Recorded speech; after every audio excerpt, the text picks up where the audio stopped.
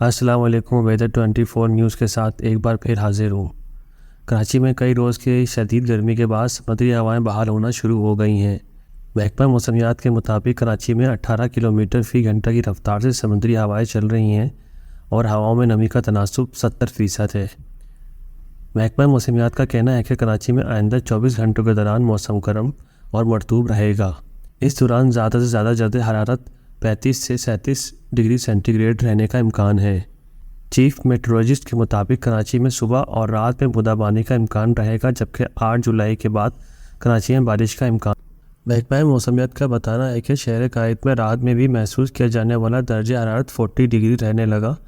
اتوار کو ملک میں سب سے زیادہ درجہ حرارت سبی اور نوکنڈی میں 47 ڈگری سینٹی گریڈ ریکارڈ کیا گیا۔ بیشتر میدانی علاقوں میں بھی آج بھی گرمی کا راج رہے گا، جبکہ سندھ کے شہر تھرپارکر عمرکوٹ میں بھی بارش کی پیشگوئی کی گئی ہے۔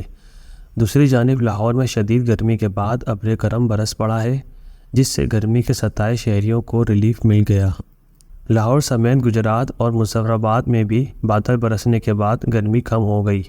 محکمہ موسمیات نے آج بھی اسلام آباد، مری، گلگت، مدران، پشاور، گلگت بلتستان میں بھی چند مقامات پر بارش کا امکان ظاہر کیا ہے۔